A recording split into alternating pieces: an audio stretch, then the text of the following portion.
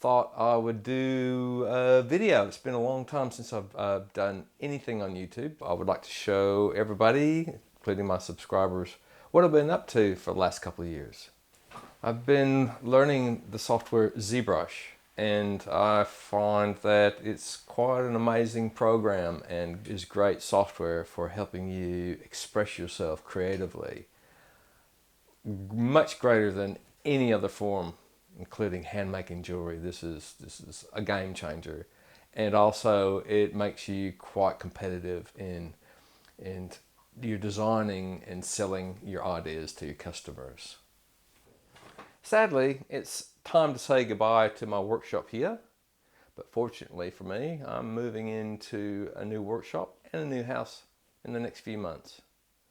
This seahorse is something I made for a project for Zbrush Jewellery Workshops a couple of months ago. But I was going to show you the couple of rings that I was just finished. So I'll go into my folder and find that project.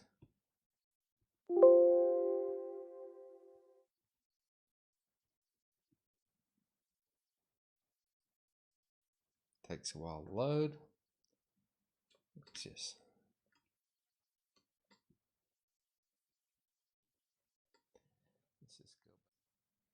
Okay, here we go. This is a very simple but classic ring. You can see you can put in a stone. This is just going to be really a quick sort of walkthrough of the ring I designed. This is the first one, and the second one, which is that one there.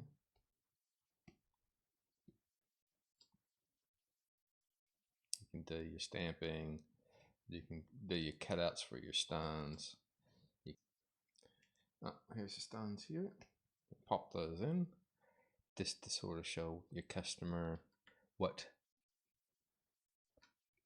the end results would be very accurately illustrated as. That one.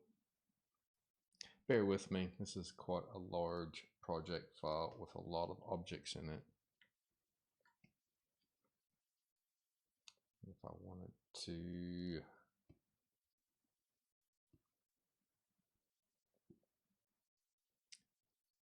show what it might look like in metal, but I like using the blue. It's quite an accurate way to display the model you're working on.